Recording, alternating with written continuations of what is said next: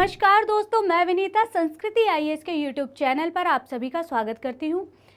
आज का जो हमारा चर्चा का विषय है वह है कोरल सुपर हाईवे। जैसा कि आप सभी जानते हैं कि प्रवाल हमेशा चर्चा में बने रहते हैं, क्योंकि उष्णकटिबंधीय चक्रवात, महासागरीय अम्लता में वृद्धि, परमाणु बम परीक्षण व जलवायु में परिवर्तन के कारण इनके द्वीप जो बने हुए हैं उनको नुकसान पहुंचता है, वहाँ पे इनका विरंजन होता है। तो ये जो अभी हमने हाईवे की खोज करी है, इससे हम इनका संरक्षण करने में मदद मिलेगी। यह सब कैसे होगा, चलिए देखते हैं। ये अभी चर्चा का विषय क्यों है, क्योंकि जो कोरल सुपर हाईवे बना है या देखा गया है वो कहाँ पर देखा गया है, हिंद महासागर में, जो हमारा लगभग 10 लाख वर्ग किलोमीटर से अधिक जो समुद्री लहरें हैं उनके एक समूह है जो क्या करता है, ये जो कोरल हैं इनके जो लार्वा होते हैं उनको परिवहन करता है, उन्हें वहाँ से लेके जाता है। अब इसका पता कैसे चला, जो वैज्ञानिक हैं उन्होंने सेशेल्स जो एक द्वीप है वहाँ पे तकरीबन 19 विभिन्न चट्टानों से कोरल या मूंगा जिसे बोलते हैं उनके नमूनों को लिया, उनका आनुवांशिक विश्लेषण और समुद्र विज्ञान मॉडलिंग का उपयोग करके उनका अध्ययन किया और ये पाया कि यहाँ पर जितनी भी चट्टानें हैं उनके बीच में एक अनुवांशीय संबंध है। अब देखो यहाँ इसीलिए ये कहा जा रहा है कि ये जो धाराएं हैं ये क्या कर रही हैं, परिवहन कर रही हैं। उसी की वजह से जो अलग अलग इतनी दूर सेशेल्स में चट्टानें हैं उनके बीच में अनुवांशीय संबंध मिला। अब देखो इसीलिए इसका नाम जो रखा गया, क्यों रखा गया कोरल हाईवे, क्योंकि यहाँ पर एक तरीके से हाईवे बन रहा है कोरल का, यहाँ से लार्वा ले जाके दूसरी चट्टान पे ले जाया जा रहा है, तो एक हाईवे की तरीके से ही जनरेट हुआ। अब देखिए इस इमेज से हम समझते हैं कि ये हो कैसे रहा है। ये हमारा सेशेल्स द्वीप है, आइलैंड है। अब यहाँ पर देखो ये जो इसके आसपास जो प्रवाल भित्तियाँ बनी होती हैं उसे हम एटॉल बोलते हैं। यहाँ से होगा क्या, ये लार्वा इस तरीके से पश्चिम में अफ्रीका, पश्चिम और उत्तर में अफ्रीका की तरफ जाएगा, फिर बाद में ये वापस जब जाएगा रिटर्न यहाँ से होगा तो ये जो इसके इनर आइलैंड्स है वहाँ तक पहुँच जाएगा।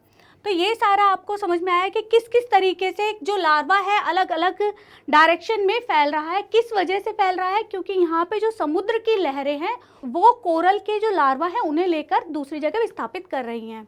चलिए आगे चलते हैं। यह खोज जो हुई है इसका महत्व क्या है, हमारे लिए क्यों महत्वपूर्ण हो जाती है।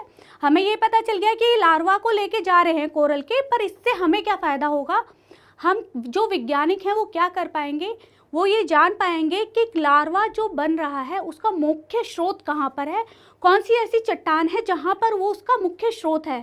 तो उससे होगा क्या कि जब हमने ये पता कर लिया कि ये इसका मुख्य स्रोत है, हम उसको संरक्षित कर पाएंगे। अगर जलवायु परिवर्तन की वजह से कहीं पर भी विरंजन हो रहा है वहाँ पर हम क्या कर पाएंगे, उसको फिर से पुनर्जीवित कर पाएंगे, कोरल्स को वहाँ पे फिर से ले जाके फिर से उनका जीवन स्टार्ट कर सकते हैं। तो ये सारी चीज़ें होंगी हमारे इस खोज के द्वारा, संरक्षण पुनर्स्थापन के प्रयास किए जा सकते हैं। अब इन सब चीज़ों के लिए हमें ये पता होना चाहिए कि इनके बीच में कनेक्टिविटी कैसे है। तो जो हमारे वैज्ञानिक हैं उन्होंने एक ऐप बनाया है, जिस ऐप के माध्यम से ये जानेंगे कि इन रॉक्स के बीच में कनेक्टिविटी कैसे है, किस तरीके से लार्वा का परिवहन हो रहा है। अब देखिए ये तो हमने ये जान लिया कि ये क्यों महत्वपूर्ण है, क्या रीज़न है, किस वजह से ये हो रहा है। अब जानते हैं कि प्रवाल क्या होते हैं। सारी बात हम यहाँ पे प्रवाल की कर रहे हैं, तो प्रवाल के बारे में जानते हैं कि प्रवाल भित्तियाँ होती क्या हैं। प्रवाल भित्तियाँ, जो समुद्र होता है उसके अंदर एक छोटा सा जीव होता है जिसे प्रवाल कहा जाता है या मूंगा के नाम से भी इसे जाना जाता है। ये क्या करता है, अपने ऊपर एक लेयर बनाता है, कैल्शियम कार्बोनेट की लेयर बनाता है, और ये जो लेयर होती है ये बहुत ठोस होती है।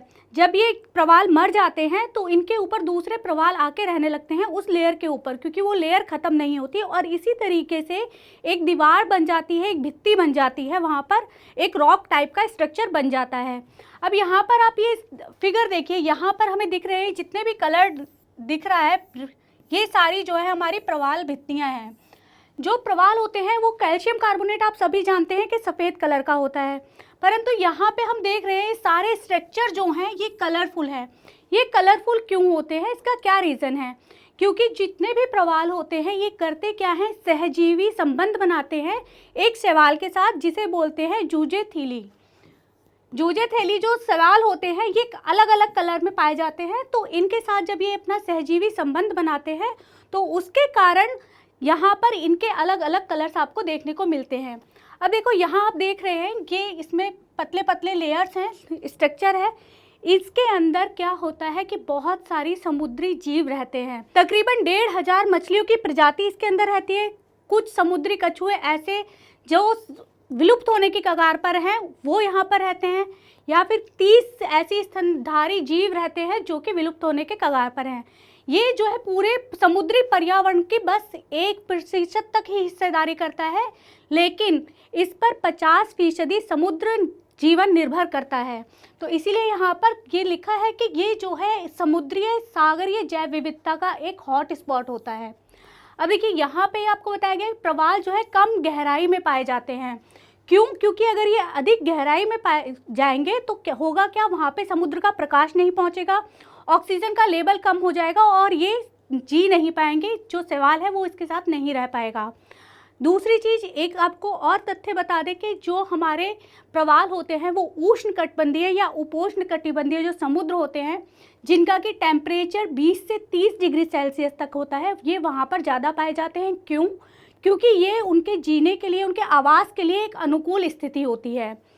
साथ ही साथ ये जो है समुद्र के तट के पास नहीं पाए जाते, समुद्र के तट से थोड़ा सा दूर पाए जाते हैं। खुले में एक लैगून बनाते हैं, छिछले लैगून्स बनाते हैं। क्योंकि होता क्या है, अगर समुद्र के तट के पास ही होंगे, वहाँ पे कोई भी अवसाद होगा तो वो इन प्रवाल्स के मुंह में फंस जाएगा, जिसके कारण से होगा क्या कि उन प्रवाल्स की मृत्यु हो जाएगी और वो प्रवाल्स खत्म हो जाएंगे। इतना आप लोगों को समझ आया? अब देखते हैं हम यहाँ पर के प्रवाल विधियों की उपयोगिता क्या है, इनको हम कहाँ कहाँ उपयोग में लेते हैं। जैसा कि मैंने आपको बताया कि ये बहुत बड़ा एक पारिस्थितिकी तंत्र है। दूसरा, हम इसका इस्तेमाल कहाँ करते हैं, जो दर्द निरोधक दवाइयाँ हम लेते हैं वहाँ पे इनका इस्तेमाल किया जाता है। साथ ही साथ मधुमेह, बवासीर और मूत्र रोग जिन लोगों को हो जाते हैं उनके इलाज के लिए इसका उपयोग किया जाता है। उसके साथ कुछ उपयोगी पदार्थ बनाने में, जैसे छनक, फर्शी, पेंसिल, टाइल, श्रृंगार आदि के सामान बनाने में भी इनका उपयोग जो है किया जाता है। हमने इसका उपयोग देख लिया, अब हम चलते हैं आगे, देखते हैं कि ये जो है वर्तमान में इनके सामने चुनौतियाँ क्या क्या हैं, किस कारण से हमें इनका संरक्षण करना बहुत ज़रूरी है। देखो होता क्या है, जब जलवायु परिवर्तन होती है या उष्ण कटिबंधीय चक्रवात आते हैं तो उस जगह का टेम्परेचर जो है ज़्यादा हो जाता है, या महासागरीय अम्लीयता में वृद्धि होती है तो शैवाल जो है प्रवाल को छोड़ के चला जाता है, यानी कि उनका जो सहजीवी संबंध होता है वो टूट जाता है। और साथ ही साथ उष्ण कटिबंधीय चक्रवात की वजह से क्या होगा, टेम्परेचर ज़्यादा हो जाएगा, और जब उस जगह का टेम्परेचर ज़्यादा हो जाएगा तो जो उस प्रवाल के साथ शैवाल रह रहा है वो फोटोसिंथेसिस की प्रक्रिया बहुत तेज़ी से करने लगेगा, जिसकी वजह से प्रवाल के जो उत्तक हैं, टिश्यूज़ हैं, उनमें ऑक्सीजन की मात्रा जो है बढ़ जाएगी। अब जब उसके अंदर ऑक्सीजन की मात्रा बढ़ गई तो वो अपनी ऑक्सीजन की मात्रा को न्यूट्रलाइज करने की कोशिश करेगा। तो वो क्या करता है कि शैवाल को अपनी बॉडी से अलग कर देता है, अपने साथ से अलग कर देता है, अपने ऑक्सीजन की लेवल को न्यूट्रलाइज करने के लिए। तो उससे होगा क्या, उसने तो शैवाल को अलग कर दिया अपने जीवन को बचाने के लिए, पर वहाँ पर उसका विरंजन हो जाता है, वो कलरलेस हो जाता है। साथ ही साथ औद्योगिक इकाइयों से जो निष्कासित होने वाला जल है उसमें कुछ अपशिष्ट पदार्थ होंगे, कुछ अवसाद होंगे जो उसके मुंह में फंसेंगे और वहाँ पर उनको नुकसान पहुँचाएंगे। उसी के साथ अगर कहीं पे तेल रिसाव हो रहा है, मत्स्यन हो रहा है या पर्यटन हो रहा है, वो भी प्रवाल द्वीपों को जो है नुकसान पहुँचाते हैं। अब देखिए आगे हम देखते हैं कि कोरल ब्लीचिंग होती क्या है, कोरल विरंजन होता क्या है। जैसा कि मैंने आपको अभी बताया कि जो सहजीवी शैवाल होता है इसका जूजेनथेली, ये जब इससे अलग हो जाएगा प्रवाल से, किसी भी रीजन से हो सकता है वो, या तो शैवाल अपने आवास के अकॉर्डिंग उसे आसपास का पर्यावरण नहीं मिल रहा तो वो उसे छोड़ के जा सकता है प्रवाल को। जैसे कि महासागर में अगर अम्लता बढ़ रही है कार्बन डाइऑक्साइड की मात्रा की वजह से, या फिर वहाँ पे तेल का रिसाव हो गया तो शैवाल उसे छोड़ के जा सकता है। या जैसे मैंने आपको बताया कि वहाँ का टेम्परेचर बढ़ जाए तो अपने आप प्रवाल ही उस शैवाल को अलग कर देगा। तो उससे होगा क्या, देखिए वहाँ पर आपको सारा कलर दिख रहा था, लेकिन यहाँ पर देखो ये सारा वाइट दिख रहा है। इस तरीके के जो है हमारे प्रवाल हो जाएंगे, एकदम सफ़ेद हो जाएंगे। आगे देखते हैं कि हमने सब कुछ देख लिया, तो ये देखते हैं कि प्रवाल विश्व में किस किस जगह पर कहाँ पर प्रवाल का वितरण है। सबसे पहले ऑस्ट्रेलिया का जो पूर्वी तट है वहाँ पर ग्रेट बैरियर रीफ है, ये सबसे बड़ी जो है प्रवाल भित्ति मानी जाती है। और ये जो है 2021 में विश्व धरोहर स्थलों ने इसे खतरे की सूची में डाला है, क्योंकि यहाँ पर हुआ क्या है कि पर्यटन बहुत ज़्यादा होने लगा, उसके कारण से प्रवालों को जो है बहुत ज़्यादा नुकसान पहुँचा। ये तकरीबन 1400 मील में फैला हुआ है। उसके बाद देखिए दूसरा पॉइंट हम बताएं तो विश्व में जो हमारे दक्षिण पूर्वी एशिया के क्षेत्र हैं वहाँ पर ये लगभग 30% तक पाए जाते हैं, और सबसे ज़्यादा जो प्रवाल पाए जाते हैं वो हिंद महासागर क्षेत्र में पाए जाते हैं। साथ ही साथ प्रशांत महासागर में स्थित कुछ द्वीप पे ये पाए जाते हैं। अगर बात करें हम भारत की, तो भारत में जैसे लक्षद्वीप है, मन्नार की खाड़ी है और अंडमान निकोबार, यहाँ पर प्रवाल भित्तियाँ पाई जाती हैं। हमने पूरी वीडियो को देखा। समय है हमारे अभ्यास प्रश्न का। अभ्यास प्रश्न कहता है विश्व की सबसे बड़ी प्रवाल भित्ति ग्रेट बैरियर रीफ कहाँ स्थित है। ऑप्शन आपको दिए हैं दक्षिण पूर्व एशिया, ऑस्ट्रेलिया, अंडमान निकोबार या लक्षद्वीप। इसका आंसर आप हमें कमेंट बॉक्स में बताइए। उम्मीद करती हूँ आपको यह वीडियो अच्छी लगी होगी। इसमें आपको आपके एग्जामिनेशन के पॉइंट ऑफ व्यू से कुछ इंपॉर्टेंट इन्फॉर्मेशन मिली होंगी। आप इस वीडियो को लाइक करिए, शेयर करिए, सब्सक्राइब करिए। अगली वीडियो में आपसे फिर मुलाकात होगी एक नए टॉपिक के साथ। नमस्कार।